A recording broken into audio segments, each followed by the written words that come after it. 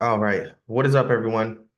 Today, I'm going to go away and give a lot of my secrets that I use to make really, really great profits trading TLT and trading the bond market. I used to never trade bonds. I used to never even consider them, not even give them the time of the day. And really, ever since 2022 and the rising interest rate environment, TLT specifically, but bonds have been one of the most important things that I've added to my skill set and really just to my trading regime. And when it comes to plays that I feel confident in and plays that I'm consistently trading, right? I've been consistently trading TLT now for going on 3 years, 2022, 2023, and now 2024. And it's definitely elevated the game. And I've learned a lot along the way. And we'll go over how I'm able to get these 500% plus returns trading options on TLT in today's video. So it's going to be a really good one. Now, I do this by looking at treasury yields. Okay, that's the first thing. Now, I like to chart up the 10-year treasury yield, the TNX. It's the most commonly looked at treasury yield, and it's the one that most people pay attention to. But it's not exactly reflective of what the TLT is going to be doing because that's the 20 plus treasury yields. Now, rate of change. Okay, rate of change is another thing that you guys want to be paying attention to. We're going to go over what we've been seeing in the rate of change in TLT here recently. There's seasonality, okay? And so I've got a seasonality projection tool here, and then we've also got a seasonality graph.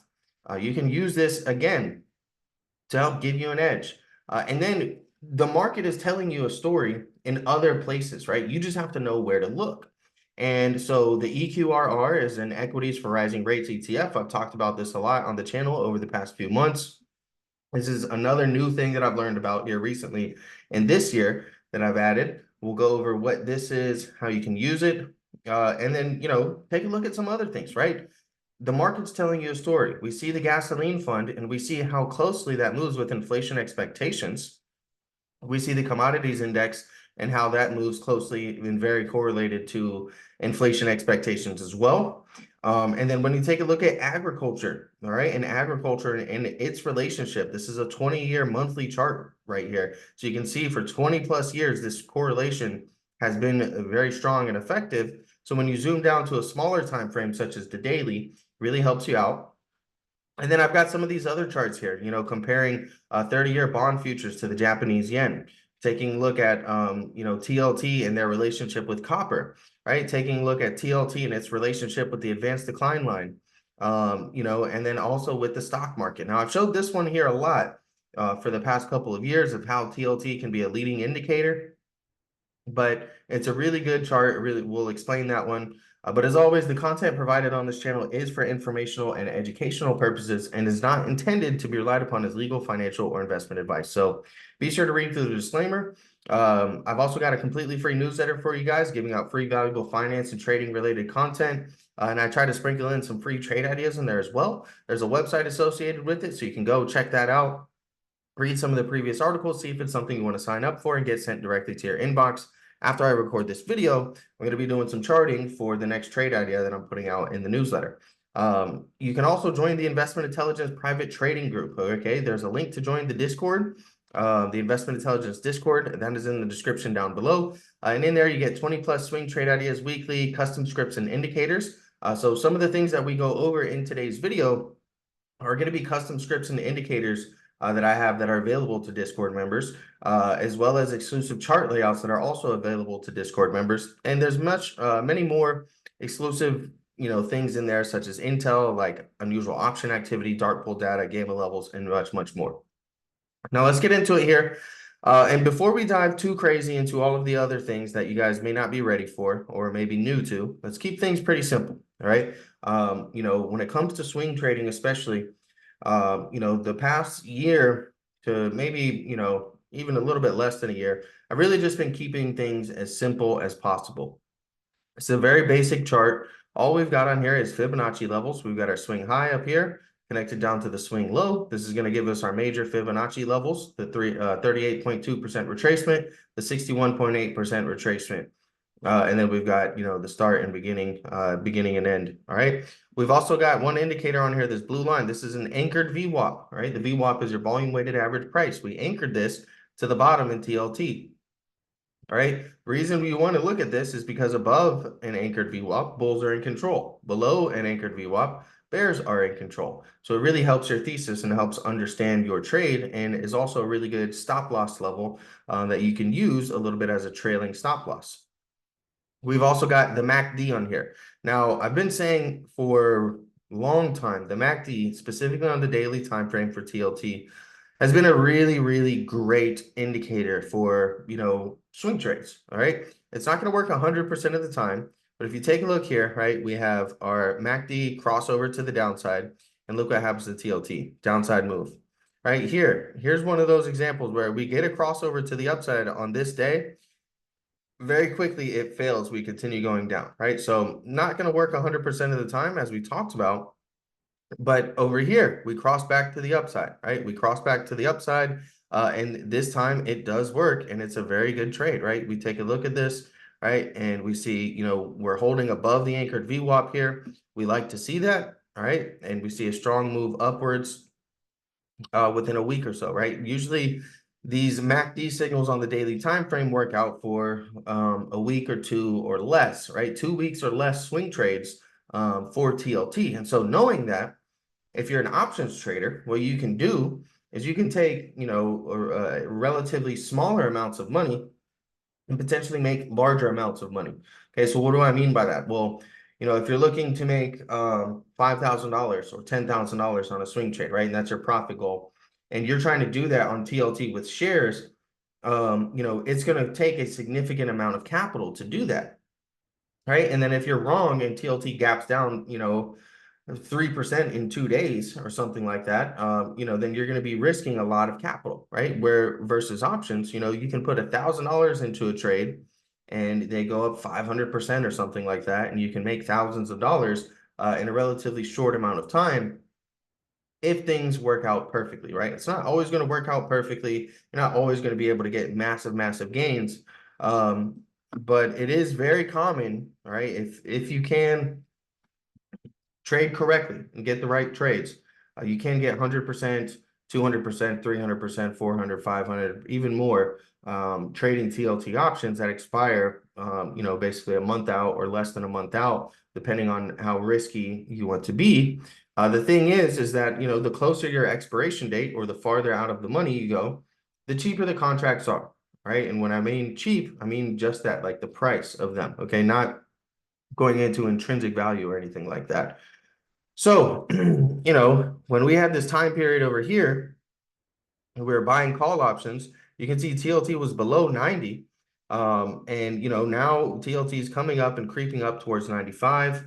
So if you bought, $90 call options, and when they were out of the money, they're now in the money, $5 or 5 strikes, maybe even 10 strikes for TLT, because they do have 50-cent strikes on some of the option chains.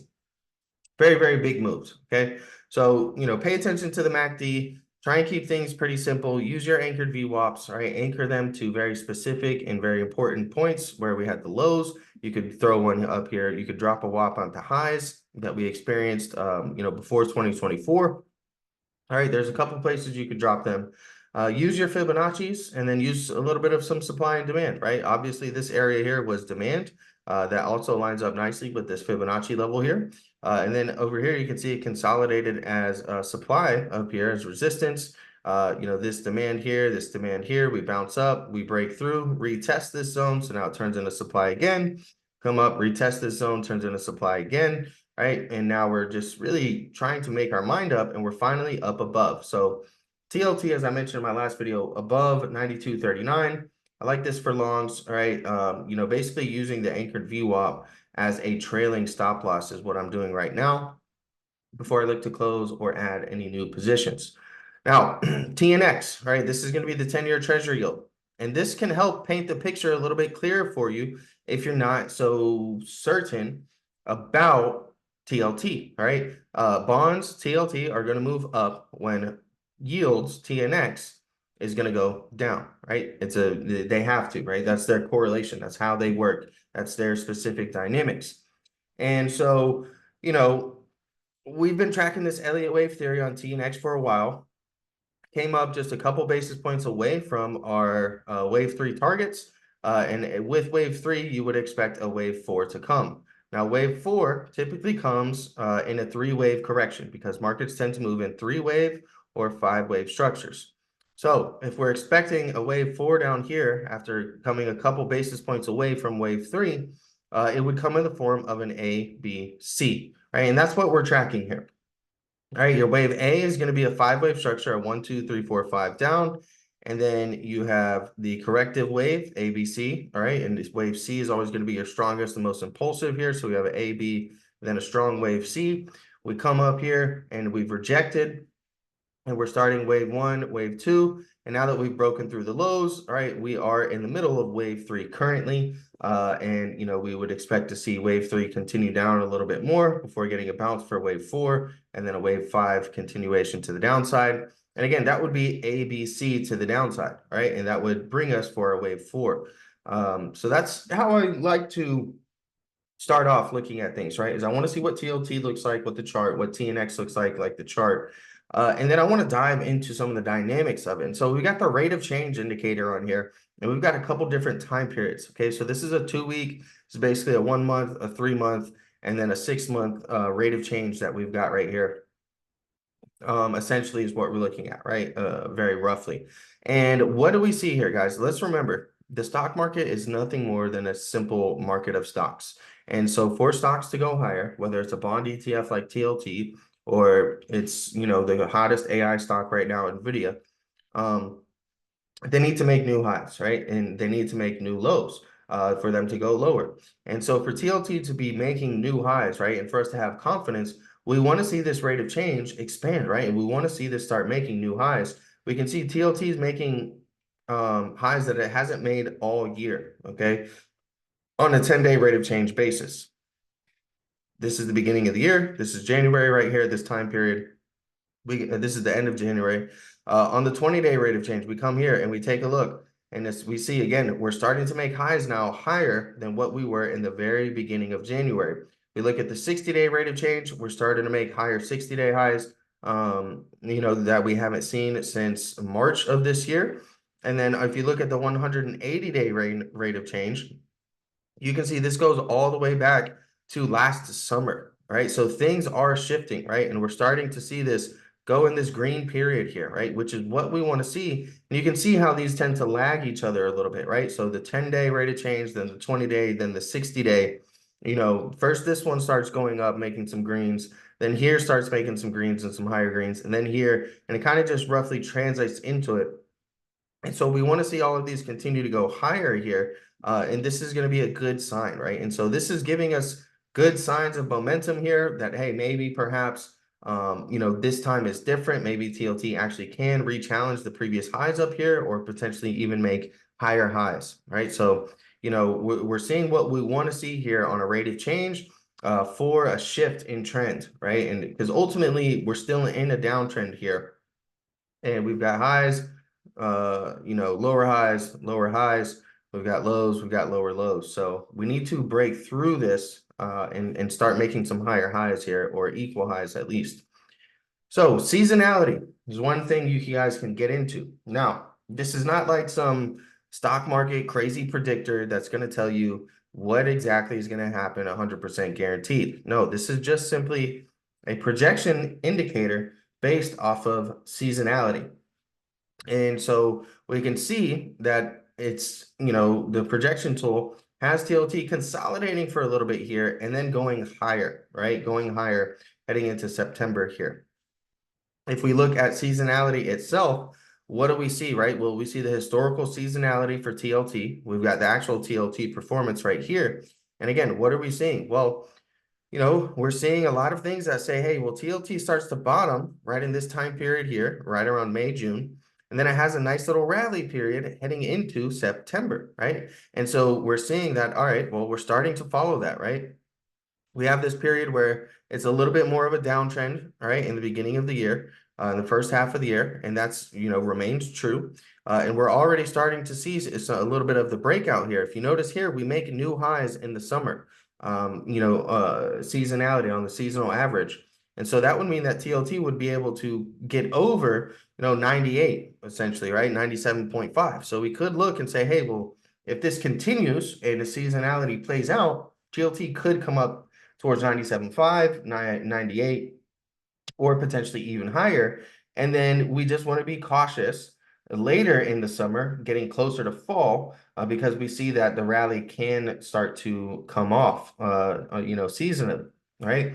Now, again, these are not guarantees. It's not telling you this is exactly how the stock is going to move, but you see the projection tool showing a little bit of consolidation before another leg higher here into the summer. And that's what we see here as well, right? A little bit of consolidation period and then a move higher into the end of summer. So seasonality looks good right now for TLT. Now, as I mentioned, the market's telling you a story, and you have to know what story you're listening for, and then you have to know where to listen for it. And so for bonds, you really want to be listening to inflation fear stories, all right, inflation expectation stories. So you're going to need to know things that impact inflation, such as gasoline, oil, commodities, agriculture, et cetera, right? Things like those. And there are charts and there are tradable instruments that people use to trade based on their expectations for, where these things can head. There's also ETFs, right? And there's a great ETF here, the EQRR, which is the Equities for Rising Rates ETF. So this ETF is designed to increase and go higher, right, in a perfect world scenario, whenever we're in a rising rate environment and whenever the market is pricing in rates rising up higher.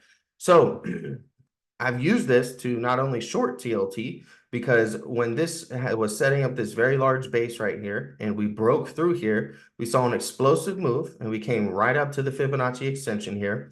And as I saw this developing, I'm saying, hey, well, I want to be short TLT right now, because a rising rate environment means yields are going to go higher, and it means that bonds are going to go lower, right? Let's go back here and take a look at some of these things.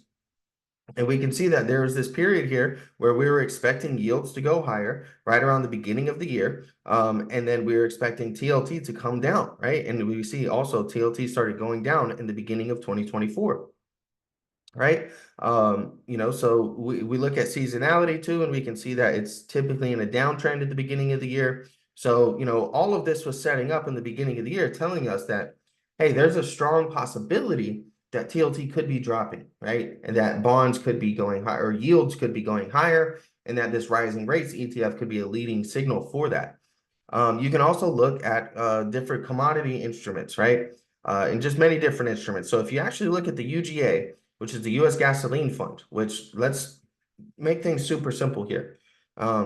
Everything you purchase, right, or everything that affects inflation, whether it's a good or whether it's a service as well, is impacted by gasoline prices. Okay, because the goods have to be transported, right? The goods have to be transported. So higher gasoline prices can spill over into the higher price of the goods. If it's a service, maybe it's a mobile service, right? Now higher transportation costs for that service go up. Even if it's not higher transportation costs and maybe they don't travel, right? Maybe it's a remote service job. You've got to think of their supplies, right? And the things that they need for their industry and for their company, or whatever service it is that they're providing. In general, you can see that inflation expectations measured by the TIP IEF ratio here move very closely with gasoline funds, with the gasoline funds, right? You see, you have the spikes in gasoline, then you have the drop consolidation. You see a spike here, a spike here.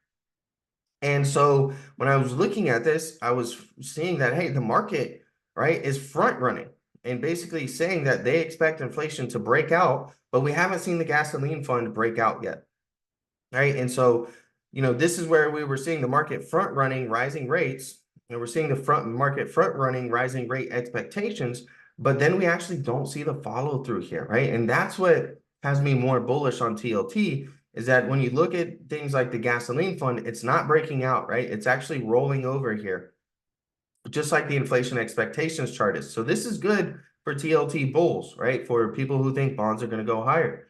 You can take a look at the commodities index here. Now, this is that same ratio, the TIP IEF that we just looked at on the last chart. This is just zoomed out a little bit more on a 5-year weekly time frame, just to show you guys the correlation. Look at how closely inflation expectations move with commodities, right?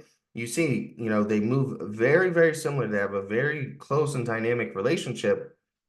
And again, here we saw the tip IEF instrument ratio breaking out and then roll over. This one is still trading above its prior resistance highs. So, a thing that I'm watching is commodities, right? If commodities start breaking out here and start breaking out above their 2023 highs, then that could be bad for inflation expectations. We could see the markets try to start pricing in. So the gasoline fund looks good for us. We're not too worried about that right now unless it starts climbing towards these previous highs. This is already trading above those previous highs. And so we do have a high and a lower high here. We want to see this downtrend continue if you're looking for inflation expectations to continue dropping and you're looking for bonds to continue rising. Now, agriculture is another place, okay?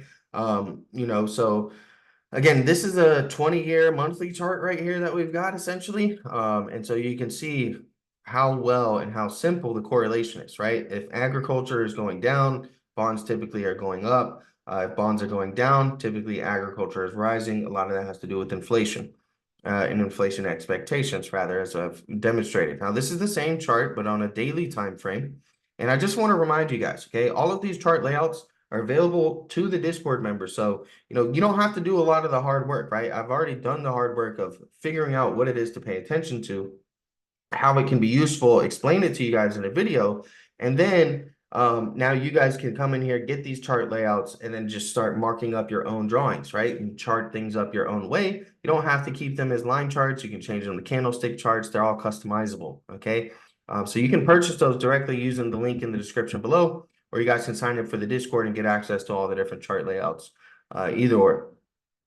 So what are we seeing right now, right? Well, we're seeing that, bonds were going down, TLT was going down, commodities were going up, and they stopped going up.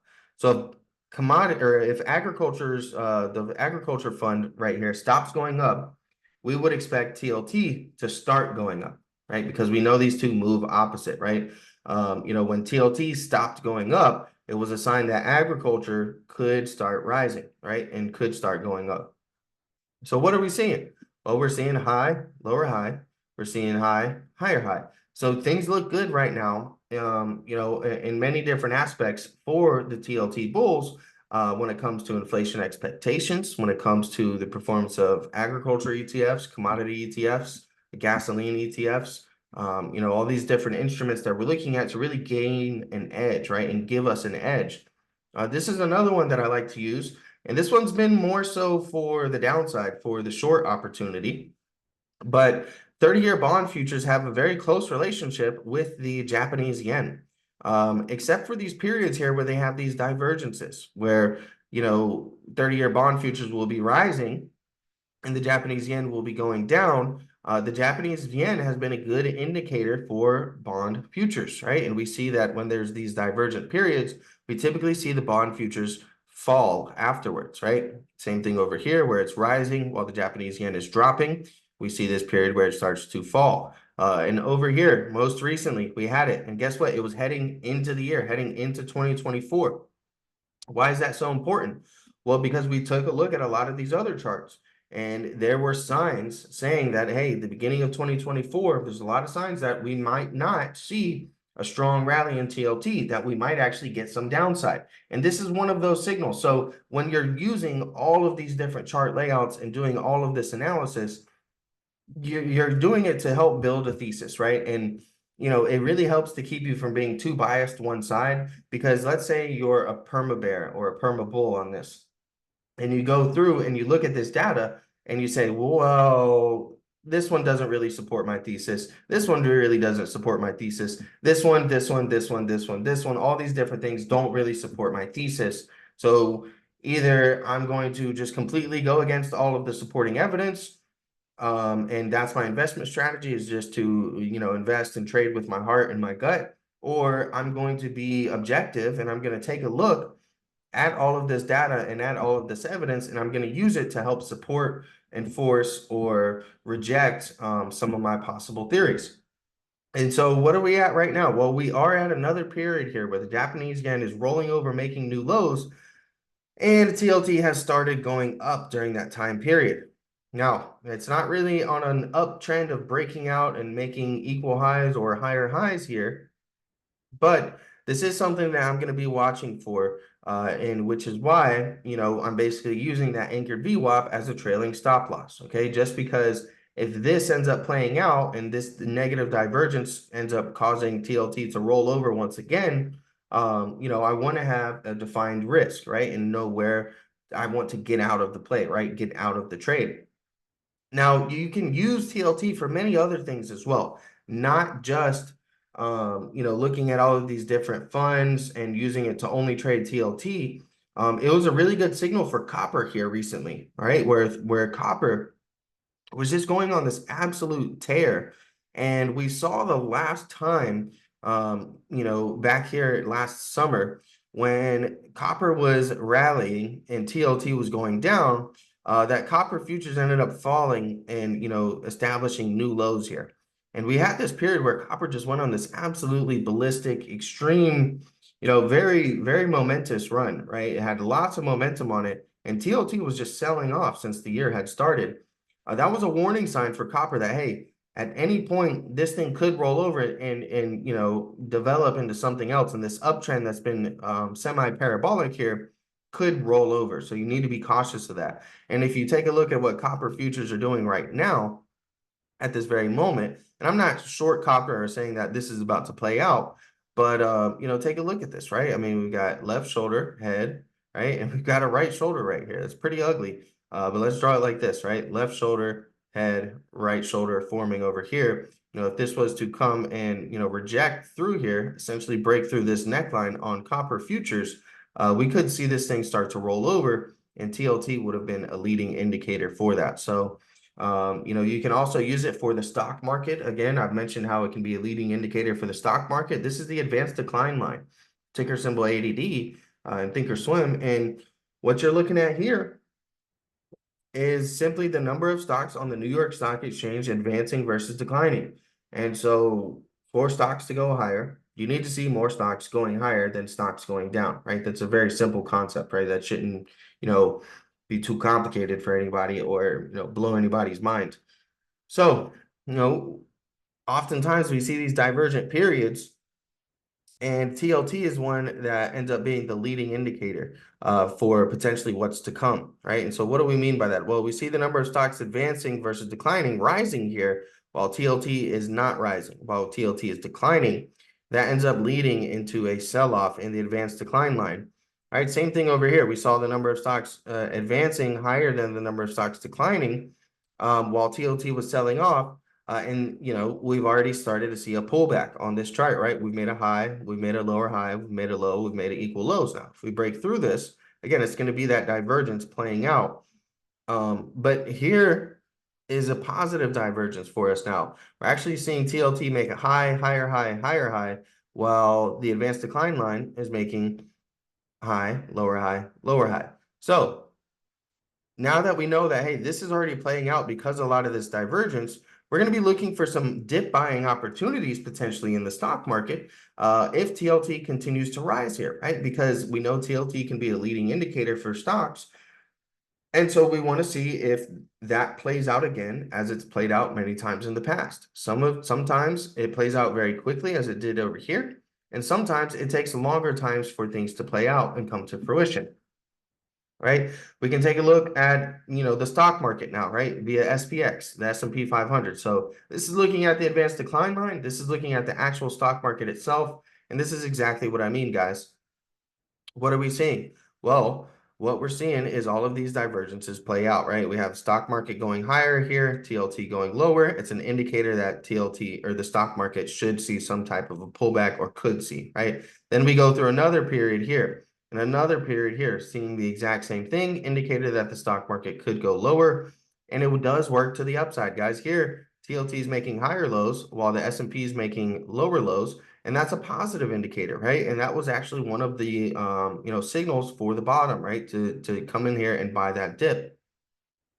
And most recently, we had another negative divergence, all right, that ended up leading into a sell-off throughout May and kind of June a little bit, or April and May. And now things look good. Right now, we're not really seeing any divergences between the S&P 500 and the SPX, right? They're both moving in the same direction. We have highs, higher highs, we have highs, we have higher highs. So things look good right now. Using TLT as a warning indicator for the stock market, we're not seeing any warning signs for stocks in this specific measurement ratio. And these are just why this is a whole video is basically why I love TLT so much, why I've really started studying bonds a lot more, and the relationship that bonds have with the different markets, and the things that I've come to learn over the years that are going to help give you an edge when it comes to trading TLT. Too many people are trying to trade too many things at too many times. I know I'm saying too many times, but think of it like this, okay? If you could just trade one stock, two stock, or three stocks, and you could learn those and you could master those, and it wouldn't matter what anybody else is saying or what anybody else is doing about XYZ stock or this meme coin or this token, but you had one that you understood, or you understood the relationship that it has, how it moves, what is a typical move, what's an unexpected move. You're really going to gain yourself an edge. And that's one of the biggest tips and advice that I could give people is, I've spent years, learning how to trade TLT, finding different ways to gain an edge. I just gave you guys a lot of them, away for free. And I spent years day trading and really just focusing on trading the S&P 500 with options. So, when people try to come to me for advice, or like, oh, well, do you have some proven strategy or thing like this? It's like, well, I know how TLT moves. I know what a big move is for TLT. I know what a small move is for TLT. And I know what a big move and a small move for the SPX is, for the SPY, how those move on an intraday basis. What are big overnight reactions that may be overreactions. And different things like that. And then, obviously I've developed some skill doing technical analysis, and so I can apply that technical analysis to other stocks and other things. But for the most part, I really just focus on TLT, and the S&P 500.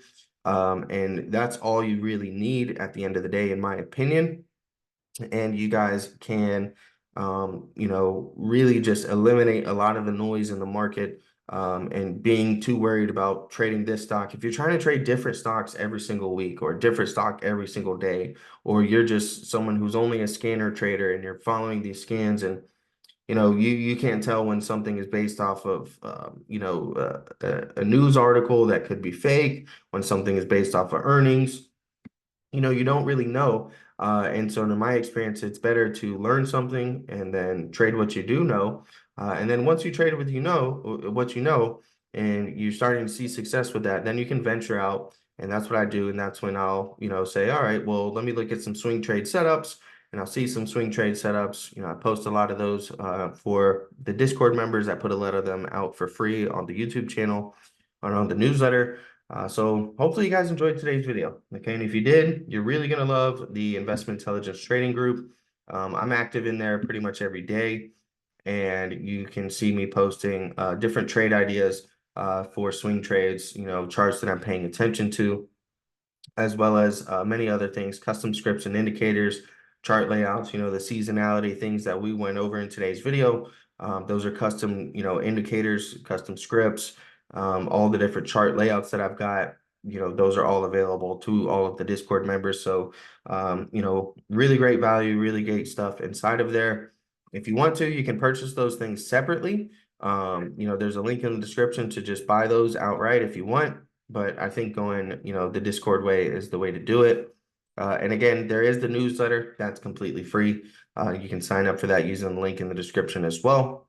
And if you ever do a one-on-one session, or like a coaching session, you feel like you need a little bit of coaching, or you have, just a lot of questions, maybe you want to go over some day trading dynamics, swing trading strategies, feel free to reach out. You can use my Ko-Fi page. There's a link in the description to, book a coaching session directly through there.